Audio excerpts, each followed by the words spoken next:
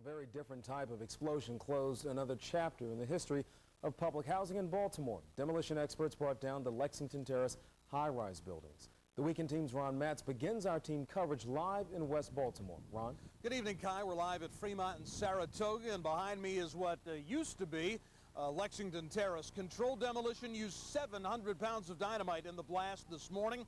In less than 20 seconds, nearly 40 hours of Baltimore history came tumbling down.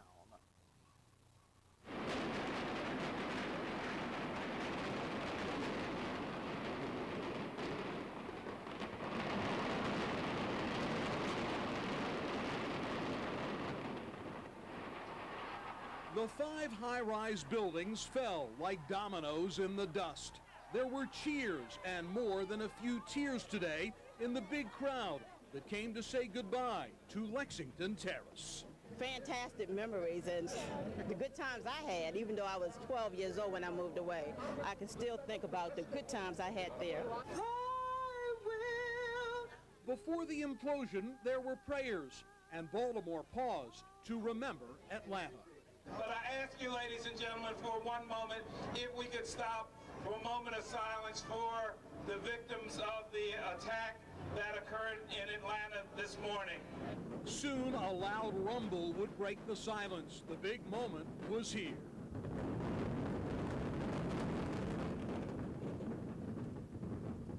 It's just emotional. It's just sad or whatever, right?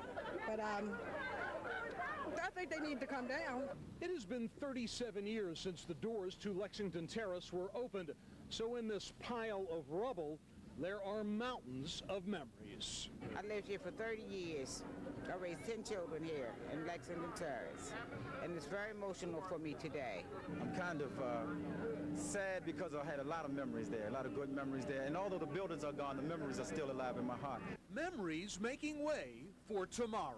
So as much as today sounds like it's about something coming down, it really is about what's coming up in its place. And Kai, back live here at Fremont and Saratoga. What will be rising from this rubble here will be more than 300 row houses, a 4-story business center, a retail complex, and a senior citizens complex. And that's not all. We will also have a combination recreation and community center. Perhaps Mayor Schmoke summed it up best when he said the city is tearing down warehouses of poverty to create townhouses of choice. By the way, if you missed today's implosion, you're going to have to wait a while. The next one isn't scheduled until the Murphy homes will come tumbling down in late 1998 or early 1999. Kai, back to you. Okay, thank you. That's Ron Matz reporting live from West Baltimore. There was one small incident at today's implosion. We're not sure if it was related, but a young girl watching the activity was struck by some type of flying debris. The girl was taken by ambulance to University Hospital. We still have no word on her name or condition.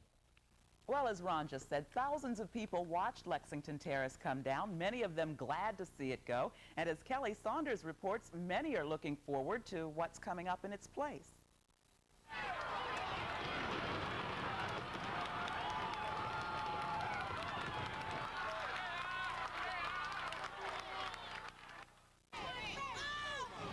They huddle together watching what they hope is the end of an era. Sad.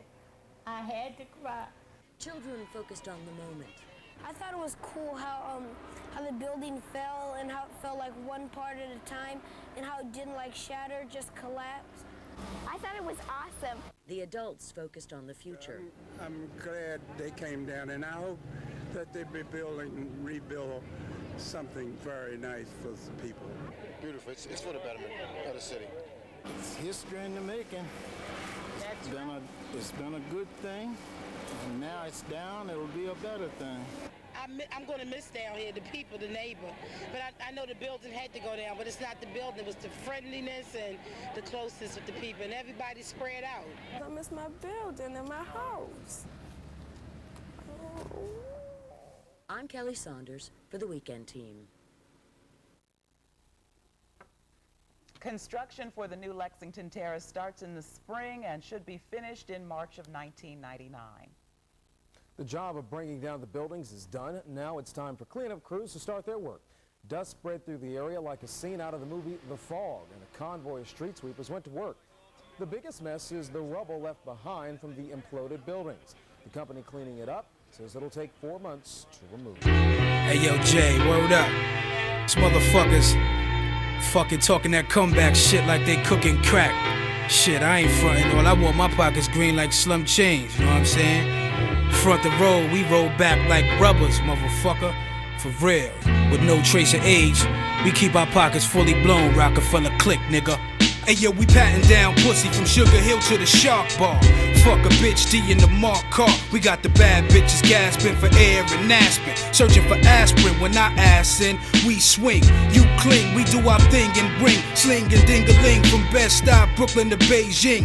East Coast host is hostile, colossal money flaring like nostrils for drug dealing apostles.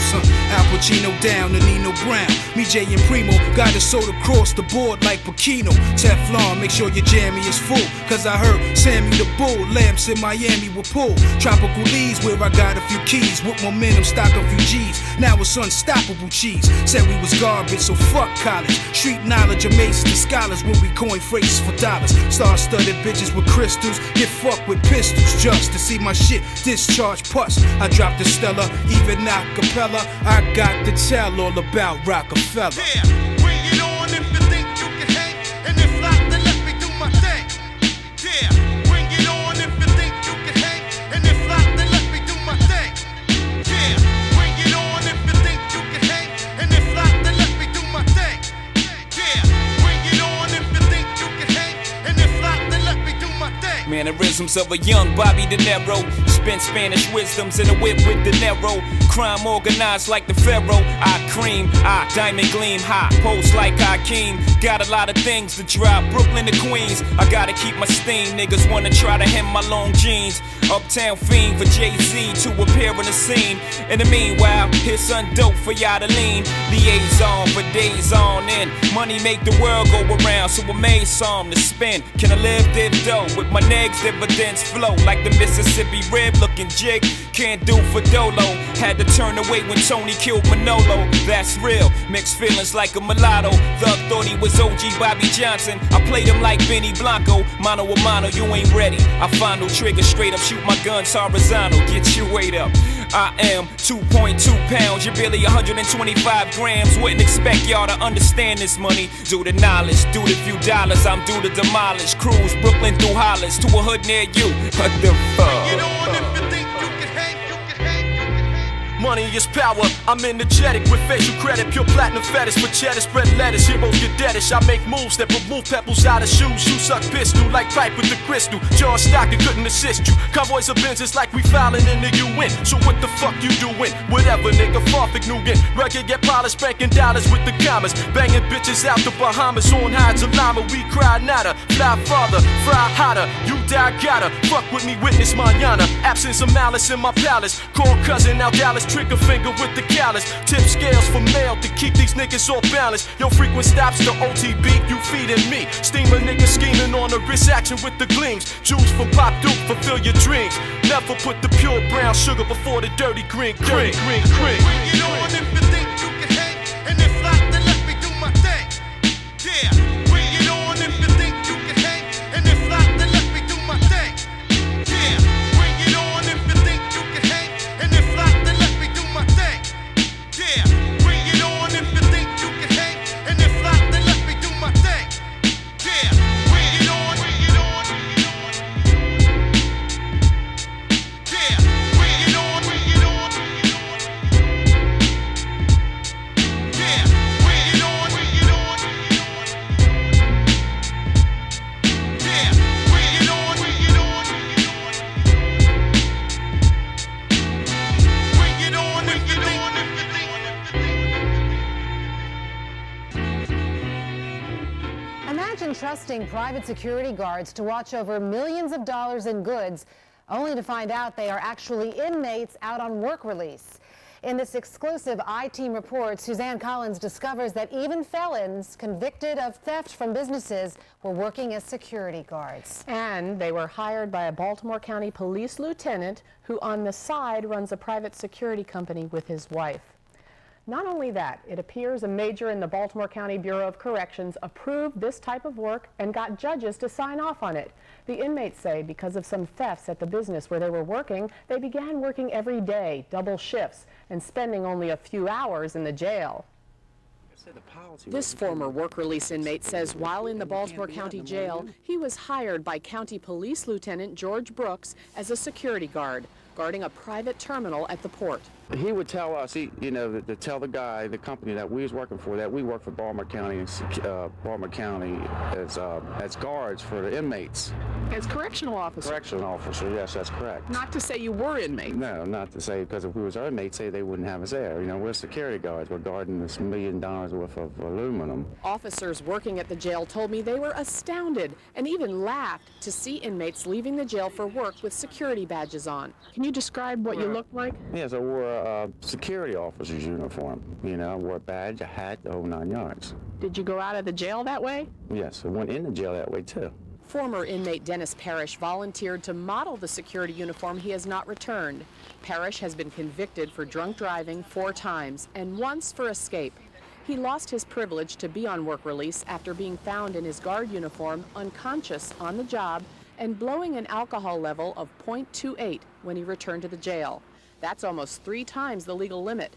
Another inmate tested positive for cocaine while working as a security guard. Were any of the other fellows who were doing this in there for theft or anything like that? Yes, yes. One inmate hired as a guard, John Valentine, had actually been convicted of theft, making and cashing fake checks in company names.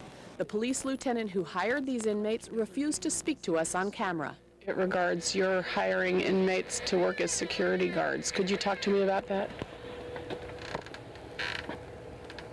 You want him to turn the camera off? Okay. Brooks referred us to his wife, Debbie Burdick Brooks, the actual owner of Burdick Security Services. Why would you hire people who were work release inmates, some of whom are convicted felons, for that job?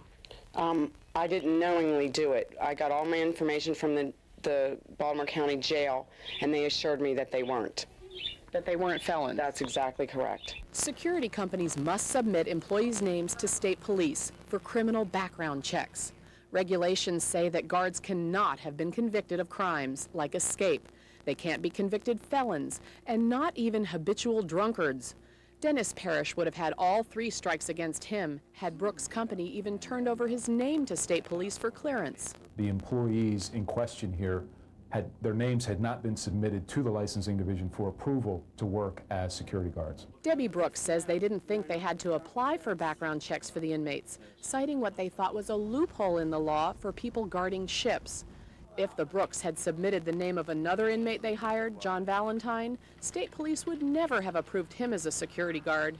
I spoke with a construction company owner who employed Valentine after his stint as a guard. Well, he said he was working as a security guard for some agency that was run by a police officer, basically. And he was working long hours down there. How many hours did he say he was working? Between 60 and 80 hours a week. We was doing double shifts, right? We was working 7 days a week doing double shifts. We'd come back and be in the work release 2 hours and back out again. So you only spent 2 hours in jail? Right. What kind of punishment is that? Not very much, but that's a connection he had with the guys in charge of workplace. The Baltimore County Jail Operations Manual states that inmates are only allowed out of the building for a total of 12 hours a day. We wanted to ask the major in charge of work release about that and other things. Major Connolly? Morning. Hi, I'm doing a story and I'd like to talk to you. May I? Come in my office. Don't stand in the rain. Can I interview you? Come in. All right. While the major admitted he approves all work release assignments and can make exceptions on how many hours an inmate spends on the outside, he wouldn't do an interview. His boss, Administrator James Dean, says County Police Internal Affairs is investigating Lieutenant Brooks, so he won't comment either. Mrs. Brooks says she was trying to help inmates and she trusted the jail to screen them. She says they'd have never hired convicted felons, especially an inmate like Valentine, who had stolen from companies before. He would have never been working, never ever been working. The Brooks say they first decided to hire work release inmates because of the tax credits which are around $1,000 per inmate. This is kind of like the fox watching the henhouse door. You could say that. So I just did. What happens now? Will the Brooks face criminal or other charges? Well, the state police investigated it, and they decided with the state's attorney not to charge Debbie Brooks, who's the owner of record, with a crime, although they will lose their license to operate a security company for 30 days. That starts in February. Now, regarding the internal affairs investigation at Baltimore County Police, we got a call during this newscast, and we've been told that Lieutenant Brooks' police powers have been suspended, but he's not been charged. Wow, more to come. Yet.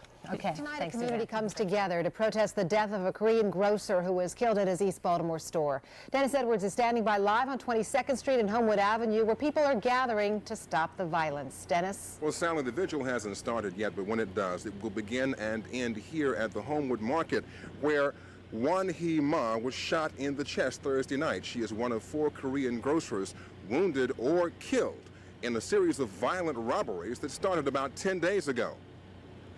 The vigil also protests the shooting death of Yang Koo Yoon, a Halethorpe liquor store owner, who was fatally wounded in a struggle with robbers as they left his Washington Street store. Neighbors are responding by leaving sympathy cards and flowers at his door. The robberies heightened tensions in the Korean and black communities, sparking allegations that Korean merchants are being targeted. Police deny those allegations and say the robberies show some similarities, but appear to be random.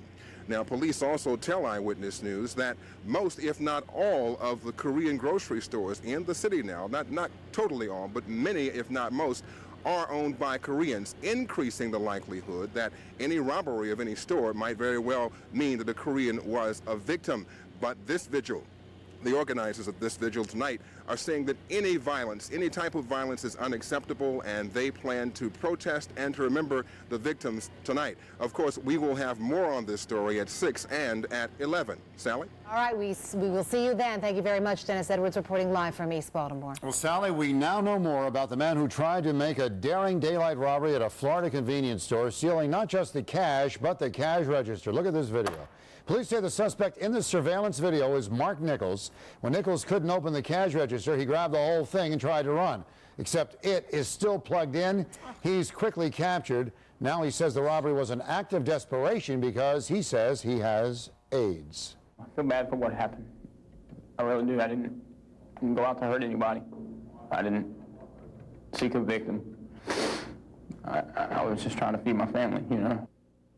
Nichols is still being held in a Florida jail tonight. He says he has no money. The ring is broken up by police. They say something that thousands of people have in their cars is attracting thieves. Baltimore County Police are warning people with garage door openers to hide them when you park your car outside overnight. Police say a stolen car ring used door openers to not only steal cars, but household items as well.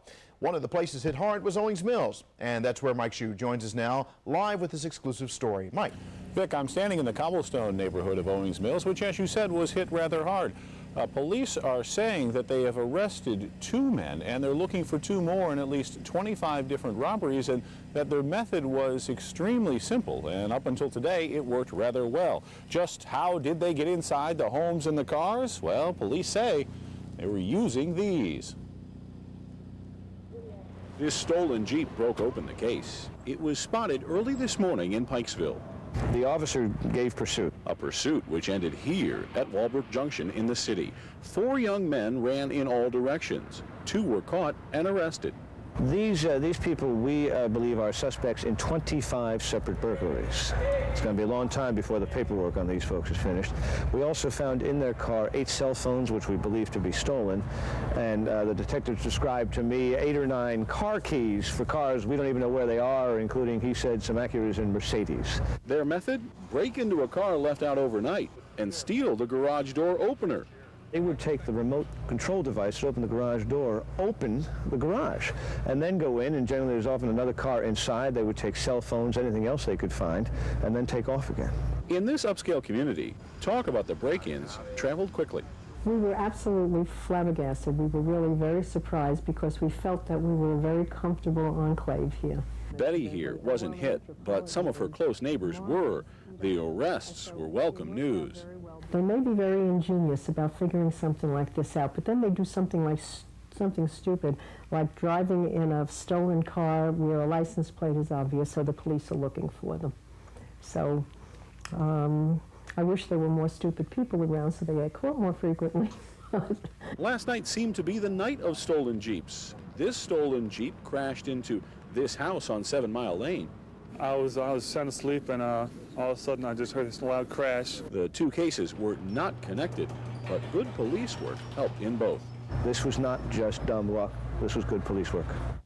A lot of people have two-car garages, but, you know, one side is filled up with all their belongings, and they keep their second car outside. Now, police have said this before, but it is worth repeating that if you have one of these garage door openers, at least take it out of that car, which usually spends time out here on the front yard area, because otherwise something like this may happen to you, because it is a rather simple idea, and obviously it has shown burglars to have good results with it. Vic? Mike, pretty frightening situation. We've talked about the number of cases that were in this investigation, as well as the number of stolen cars that have been taken overnight. Are things getting better or worse for stolen cars in our area? Well, even though we've had a whole rash of these stolen cars recently, there were 4 chases like this last night alone. Police say that generally they're going down. In the county, it's down by about 1/4. In the city, the numbers are down by 1/3, but that may sound all well and good. You still have to remember that in the city, over 11,000 cars were stolen last year, and the same amount, roughly the same amount, were stolen in the county. So still, cars are walking away every single night, and they just want yours not to be the next one. Okay, thanks a lot, Mike. America Online is making a move to get an avalanche of lawsuits off its back, but the question remains, will the deal between the internet company and the attorneys general across the country satisfy angry customers? Alex Dimitri takes a look at what the refunds will mean to people here in Maryland. It's supposed to be a doorway to the internet, but for customers of America Online, lately it's been a roadblock. It's crowded, it's overpopulated, just like everything else is these days, just about. Things got crowded for America Online when subscriptions jumped to 8 million customers after AOL offered a flat monthly fee of $20 for unlimited internet access. For those of us who are carbon-based life forms, the jam up on the information highway makes reaching AOL impossible at times. I'd like to get some money back myself. They've been charging me $20 for 3 months, 4 months now, and I haven't gotten any service from them. Then yesterday, AOL announced it would refund up to $20 million to disgruntled customers as Maryland and other states prepared to sue. For the months of December and January, the average customer will get some of or all of their money back for those 2 months if they did not get the service that they contracted for. Meaning customers using AOL's 3-hour per month plan get full refunds if they logged on for less than an hour. The same deal applies for those with 5-hour plans. For those with unlimited access, the full refund kicks in if they use the service less than 2 hours. And the customer's reaction? I think it's probably going to be a good thing for users. I mean, it sounds like they've got options of what they want to do. I think it's good if they were paying for it and they weren't able to get online. I guess they deserve to get their money back. But getting in won't be any easier until AOL grows big enough to handle its own popularity. Alex Dimitri, Channel 13 Eyewitness News. A 1-800 number has been set up to handle refunds. The number is 1-800-827-6364. But it's so busy that people are being advised to wait a few traffic weeks. has gotten to those in Greenmount East who are now going to stage a 2-stage videotaped verbal attack on the drug buyers who do business and thereby keep the drug sellers on their area streets. A newly founded group called Drug Watchers says its members will tape cars that seem to be cruising looking for a connection, then trace the license plates and send their owners a letter saying, "We saw you." This is the quiet daytime version of the street where one of the group's founders lives, Bolton, just north of Oliver, which at night reportedly bustles with drug traffic of a most literal kind. It's those cars the Watchers want to tape and tattle on later, something that came as a shocking surprise to other neighbors today. No, I haven't heard of anything like that, and I doubt very seriously is somebody going to stand out here and videotape a car coming past to try to purchase something, or just to see about if anything is in the neighborhood, because it's too dangerous. You have all kinds of shootings going on, and when people are involved in drugs and affiliated with drugs, anything is subject to happen. And I guess people just don't want to jeopardize their life like that. I mean, somebody in the neighborhood's talking about doing it. Well, I suggested to that person that they take what kind of action they need to take. You know, me, myself, personally, I'd rather mind my business. And according to police, the fears of Sean Garrett, who works hard to keep the neighborhood clean in other ways, are pretty typical and are what have stopped other types of efforts like this dead in their tracks. Eyewitness News is contacting some of the drug watchers right now, and we'll have more on this story tonight. Well, another drug bust this noon. This one over on Paris Street. Police in the Western District raided the home on Paris Street early this morning. Inside, they found a large amount of heroin and crack cocaine and some weapons. Police say the drugs had an estimated street value of $75,000 to $100,000. No word yet on arrests. A former police officer convicted of child sex abuse 2 months ago is to be sentenced in Towson sometime today. Bert Rukesa was found guilty of committing a series of sexual offenses on the daughter of the woman he lived with. Rukesa was earlier convicted on similar charges in another case involving a young girl and has more charges pending. High-tech help in the war against drugs and violence. East Baltimore neighbors turned to video cameras to gain the upper hand on crime. It's been a little over a month since a major drug bust chased some dealers off the corners around Greenmount and North Avenues. Stan Saunders has a live report on the role cameras will play in keeping the dealers and their customers away. Stan. Well, Al, you know, for so long, all of us here in this business have heard how communities are just fed up and tired of drug infestation in their neighborhoods. There's been a whole lot of talk about it all around town in different communities, but this is the story of one neighborhood that's doing something about it. Residents in the Oliver community are waging an outright war against some of those same things you talked about momentarily ago, and what they want to do is arm themselves with a video camera. Baltimore City Police Officer Cynthia Walker walks this East Baltimore beat daily. She says she's seen a lot of open-air drug activity here, especially in the 1300 block of Bond Street. The drug dealers just take over their steps. Drug dealers act like they live there. And the residents were just sick and tired of it. They were fed up. Police run them off of that corner. It is on this corner. All of them down here. You got to be worried them day and night. Sometimes 4:30 in the morning. You can't rest from that time till daylight. So residents decided they weren't going to take it anymore. Last September, they formed Drug Watchers, their own version of community policing. Not only are they tired of drug dealing here, but tired of motorists driving here from elsewhere to buy drugs. This is a predominantly black area. So when you come home and you see your neighborhood full of white people waiting in their cars, they're not there visiting, they're there to buy drugs.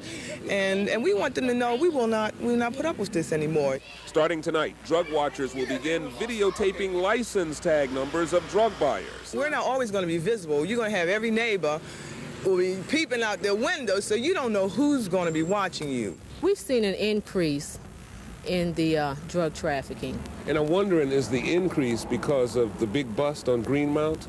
Are the dealers shifting? Is that what's happening? I don't know if it's the dealers so much, maybe the buyers.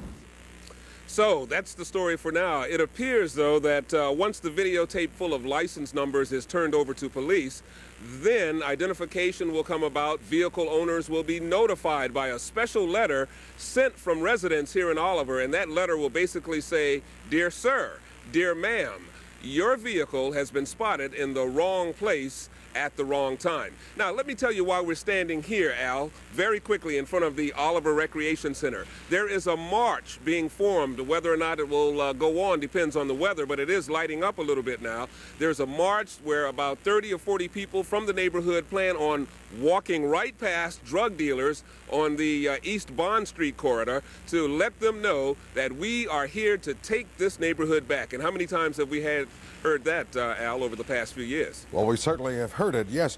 About the cameras and the videotapes of cars and the dealers, suspected dealers in the area, what else will happen with that tape? I mean, will that be turned over to police? Will police then try and track the people in the cars? Well, all of those ramifications have not been worked out yet. The first step starts tonight, even though training courses are going on for residents who will be a part of this Drug Watchers program. So that question is still in the making, still on the drawing board, Al. Okay. All right. Thank you. Stan Saunders reporting live. By the way, Drug Watchers say they plan on marching twice a week through drug-infested East Baltimore neighborhoods. Well, police say they stopped a major shipment of drugs headed for the streets of West Baltimore during an undercover operation this morning. Police swooped down on a suspect in a four-wheel drive vehicle. They say they found 127 grams of cocaine on the back seat of the vehicle, along with 180 grams of crack and 112 grams of heroin. The drugs are valued at $135,000. In addition, police also confiscated over $700 in cash and a 9mm handgun. A 25-year-old suspect is being held by authorities. An alleged escape attempt was uncovered last night at the Baltimore County Detention Center involving the man who shot Officer James Beck. Guards reportedly found 2 holes in the concrete wall of a cell occupied by David French, who was convicted earlier this month of shooting Officer Beck. A rope made out of bed sheets was found tied to a bunk bed frame. French's hands were also reportedly scraped from banging on the cement. Attempted escape charges are pending against French and another inmate. People in Salisbury are talking about former inmate Billy Isaacs, who spent his first day of freedom in that town. Suzanne Collins reports Isaacs served 21 years in prison after a crime spree in which 7 people were killed. Billy Isaacs was just a teenager when he was sentenced for murder in Maryland and robbery in Georgia. I went on something that I thought was going to be a joyride, and it ended up a nightmare. He was interviewed in a Georgia prison a year ago before being moved to a Maryland prison. Isaacs was freed yesterday and moved to the Salisbury area. This former inmate knew him on the inside. I feel like he's done his time and that he's got a pretty good character.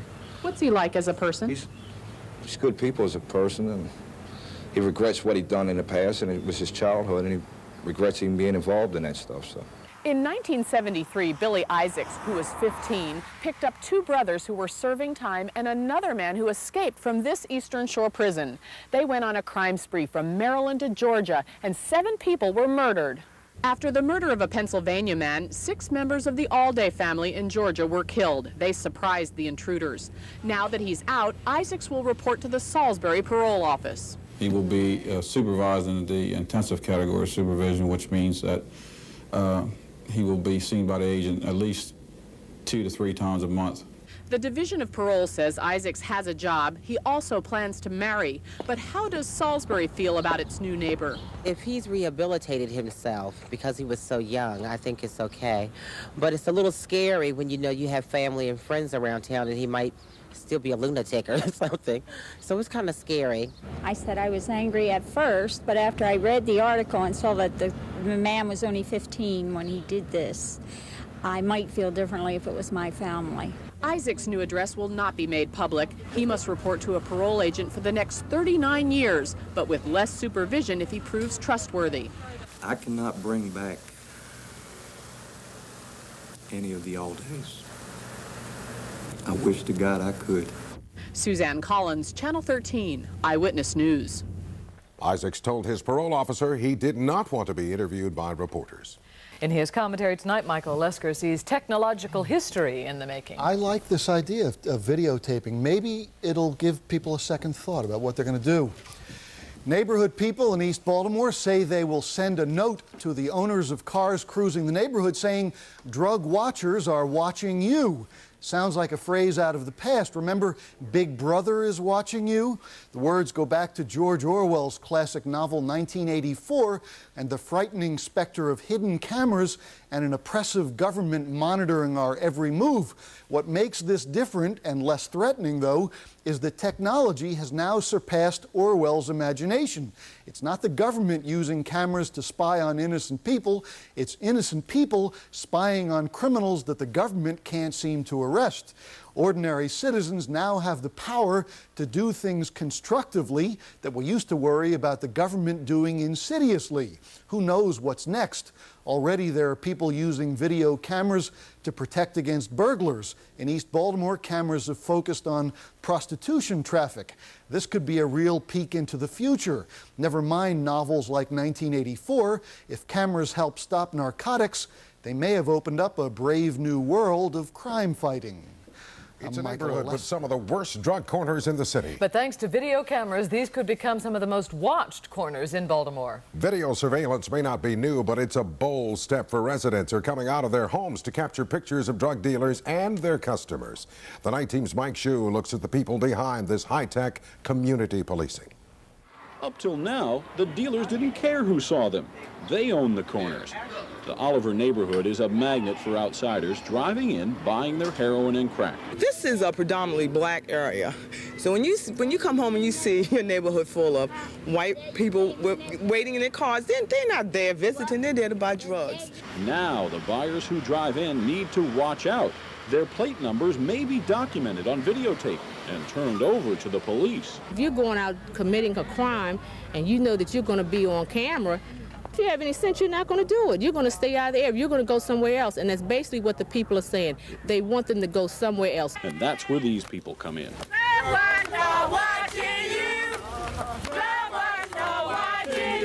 They call themselves drug watchers. Their weapon, a video camera and a chant. Drug watchers are watching you. No red tops, blue tops, green or black. When they're singing no red tops, blue tops, green tops, or black. And what they're talking about are these right here.